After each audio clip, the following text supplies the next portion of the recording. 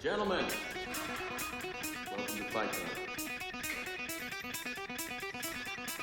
The first rule of Fight Club is you do not talk about Fight Club.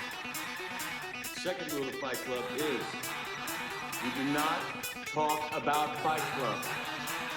Third rule of Fight Club, someone yells stop, first one, taps out, the fight is over. Fourth rule, only two guys to a fight. Fifth rule, one fight at a time. Sixth rule, no shirts, no shoes. Seventh rule, fights will go on as long as they have to. And the eighth, final rule, this is the first night of Fight Club. You have to fight.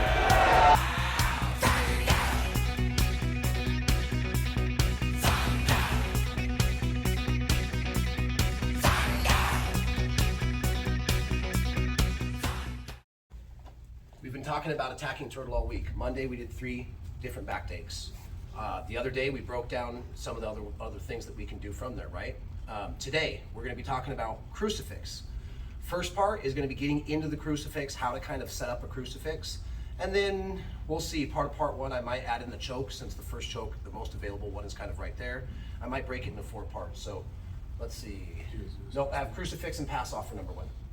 Okay, so for technique part number 1, actually let me get you to rotate just a little bit more right there so everybody can see.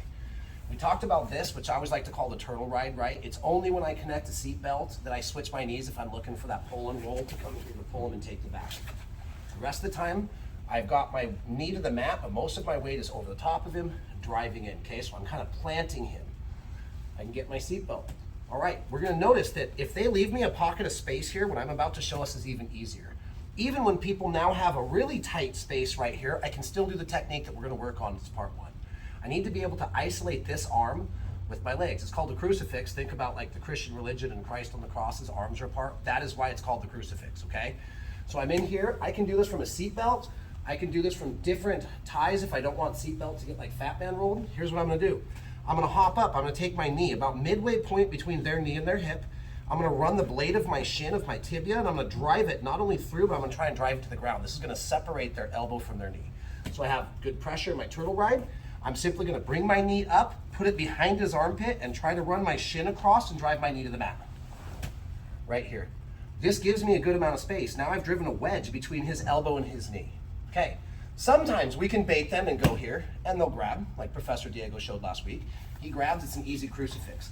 A lot of times, this person, if they've been crucified one time, they realize that grabbing between the legs is not a good idea. So we're gonna force the crucifix now. I'm gonna take my heel, like it's an ice pick. I'm gonna stick it in, basically get it to my knee, and then reap my leg backwards and stretch the arm out. So all that talk, I start my turtle ride, he's nice and tight. Hop my shin up, drive it in, and push it to the ground. Now my top side leg is gonna come over the biceps, and I'm gonna get my heel to my own leg. It's touching my own leg. Now all I gotta do is pull my heel back through, take the arm out. Real quick note, notice my left leg that stepped over, and my left leg extends the arm. Here's what we're gonna practice now. Driving my right leg up, putting it towards almost like a triangle, and I'm gonna do a handoff or a pass off, and I'm gonna try and get my back leg to actually control the arm, all right? Very first thing we're gonna do is this. We're only work this for a few minutes. Turtle ride. I'm gonna divide the arm, step over and trap it with my first leg, and then pass it off to my second leg. Wedge and separate.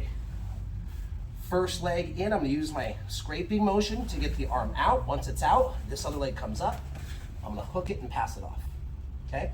It's the very first part that we're gonna do. In a minute, we're gonna practice coming right into my choke from here, all right? So last time, he's in turtle, I'm gonna separate, get the leg, pass it off, keep my foot to the sky and backwards to isolate that arm, all right? Let's run this for just a couple of minutes, 4 or 5 minutes, and then we're just gonna add the first choke right afterwards. Ready? 1, 2, 3. Technique part 2. The only thing, this should be a very short explanation. I'm gonna do the exact same thing we just did for part 1. Now that I've isolated the arm, very first thing I'm gonna look for is one of the cheapest, easiest, most available options. We already know how to do most of it. We're gonna run basically a rear naked choke from the crucifix position, okay? It's not always there. And some people, because you're at a weird angle, you're not plated behind them like on a typical rear naked choke, you're a little off to the side. Some people, you can have this tight, you can be squeezing in just the size of their neck and your arms don't line up and we can't close their arteries. So this is not 100%, no move is, but this is one of the first, easiest, most available ones that we can use, especially against kind of novice, beginner, and intermediate players. All right. Now my turtle ride, I'm gonna separate, I'm gonna drive the wedge, I'm gonna trap the arm, I'm gonna extend it back, I'm gonna make my pass off, and see how this is up? I'm putting my feet together and I'm still leaning over his back. In a minute, we're gonna talk about what I can do with this hand over here, my wrist rides and my hand control. But for right now, if I'm able to, whether I hit a wrist ride first and separate his hand so he can't defend the collar, or let's say his arm is posted out here where I can't get my wrist ride, most vulnerable spot in the human body is the neck. Guess what we're gonna do? We're just gonna come under and rear naked choke from here. I'm gonna come under, staying tight, almost palm across chest because I gotta get under. I'm gonna fit the V of my elbow into the front of his throat. I'm gonna leave and attach to my biceps. Same thing as per usual. I'm gonna come around, not on the top of the skull where you can counter. I'm gonna hide my hand low like I'm karate chopping the base of the skull. I'm gonna fold my hand in and I'm gonna cover his ability to pull my hand out with my own chin. And as always, I'm gonna flex, squeeze, sprawl, and look for the finish, okay? So we'll do a little bit faster. We're in here, I can't get my seat belts. He's go ahead and stay nice and tight, nice and tight. When I come in, I'm gonna drive the wedge, hook, separate, rear naked choke right away, okay? Last time, a little bit different of an angle. Let's go from 45. Here, we'll hop up, isolate wedge, trap the arm, rear naked choke.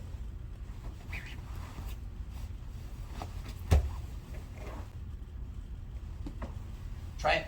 Flex, squeeze, count on the rear naked choke. Okay? Sometimes people tap 1 second. Sometimes you gotta hold them there and kind of suffocate them and take the wheel out. Ready? 1, 2, 3. Let's bring you back one butt scoot backwards. Okay.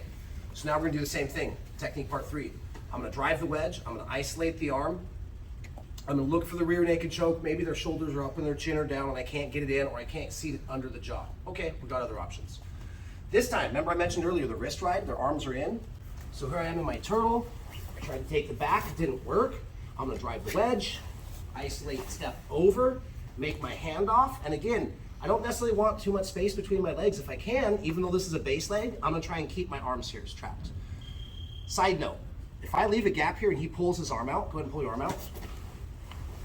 I'm into my back takes. So I wanted to make sure at least mention that to where if you're starting to play with this in a live roll and they pull their arm out, just move right to the back. The more they pull their arm out, the bigger gap they leave for me to put a hook in, okay?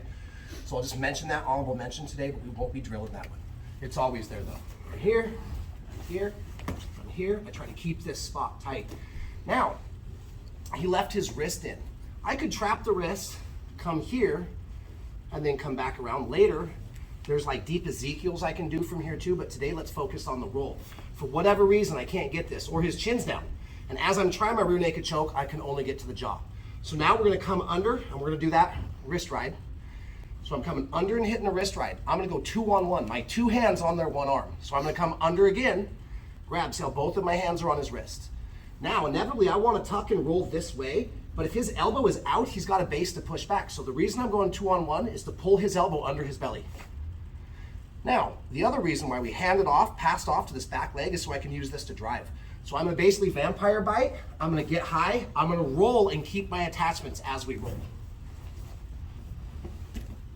Now, let's go ahead and rotate. When we come out of the roll, I could be in a Kimura grip, I could still be 2-on-1, I could be grabbing his sleeve. We've worked this finish from a different position many times. It's a 1-arm choke, also known as like a Danaher strangle. I'm gonna take his hand, punch it down to his belly. I'm gonna get my hands over the top of the shoulder. I'm gonna anchor my fingers, and this choke is different. I'm not squeezing this way. Once I get my anchor, I'm pulling my elbow back behind me to the ground, and I'm almost using my forearm as like a throat crush. Post, start to bring my arm back, okay?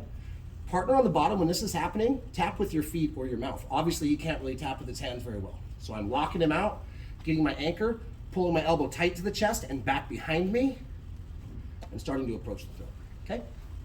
So again, everything's the same. I'm setting it up. Now they're hiding their chin. I can't get the fast, easy choke. I'm gonna roll and finish the 1-arm choke from the back. Pull the elbow in, tuck my head, use this foot to push me over, control the wrist, set the hand, lock this hand out so it can't fight, pull the elbow back, and start to choke the throat. Okay, last time with a full-ish speed. Can't take it back, can't hit my reverse seat belt, can't hit my reverse seat belt. Go back to the turtle, drive the wedge, isolate the arm, wrist ride, pull the elbow, roll, anchor, pull. Okay? Don't kill each other, don't rip each other's throats out. Bottom player, when you start getting choked, starts getting tight, reward them with the tap, let them go. Okay? 5 minutes. 1, 2, 3. So here we go. Everything's going to be the same. We've just kind of built first available option. I crucify the arm, I get the choke. Second available option is I roll, I look for that kind of, I've heard it called many things. We just call it the West Coast choke, Danaher strangle, one arm finish, whatever you want to call it, okay? So here I am, I'm going to drive the wedge, get my ankle in, make my pass off, but try to keep my legs tight. And if he pulls his arm out, I move to the back. I can't approach the choke, his chin's down. So I'm going to go 2-on-1, pull the elbow in, tuck like what I call a reverse vampire bite, go over my right shoulder since it's closest to his hip, and I got to make sure to maintain the arm on the way through. Now, go ahead and rotate with me. Boop, boop, boop, boop. I can still lock this out. I can come here, okay, as I mentioned to Hannah earlier. Most of the time when we have the back, we like to look for the cross collar number 4 grip, right? It's called cross collar 4 grip. The only point I'll mention here is if I get this grip, yes, it turns into more of a blood choke since I'm closing down his artery, but my elbow has to travel way farther back. And sometimes it's just a little bit more labor intensive than if I hit the shoulder. Now my elbow only has to travel 3 or 4 or 5 inches. Right here, it's very uncomfortable. If I grab this, I've got to come all the way back farther. So it's not that this is taboo, it's just I find this a harder finish than anchoring and starting to attack the windpipe right away. Now, I'm here, I can't finish. Can't finish, he's stubborn, he's tough, I can't get the grips I want. There are many things I can rotate into. The one I'm gonna try and do is this. I'm gonna try behind the back of his tricep. I'm gonna try and line my hips up. This is very familiar what we did in the Diego seminar, right? I'm gonna try it since his thumb is down. I have to get on my side. See if I already have one leg hooked over? I'm going to try to bring it up, make an X with his ankles, or with my ankles, make an X over his arm. Knees together, I'm gonna extend my legs, and now all I gotta do is keep dropping my heels to the mat while I extend the legs and use my hips as a fulcrum, and I can attack an armbar. Okay, it's a really weird armbar, so again, this is something I would usually show to like blue or purple belts or above, but it is possible to hit this here. I come out of the roll, I can't finish my chokes, I'm gonna try to get to where I'm Xing my ankles over his wrist, knees together, I'm gonna extend my legs, which straightens the arm out, and I'm gonna start to push my hips forward as my heels come to the mat, and I'm gonna try to attack the arm, okay? Sometimes they roll their thumb either way. If he rolls his thumb down, go ahead and roll your thumb down. Then I can still start to work into other positions. I can still start to move this back. I can work for a deeper choke here. We have options off there. For today, I'm hips up, he puts his thumb down. I'm gonna try and follow him, come back over, isolate, so I'm making an X on his wrist. Now I wanna keep my heels down together, knees together. I'm gonna rotate him back up. I'm gonna straighten my legs and drop my heels to the floor and start to attack the arm, okay?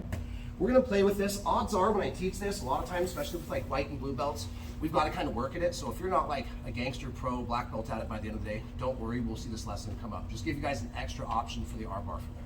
See if we can kind of work our way through with our hips. Ready? 1, 2, 3.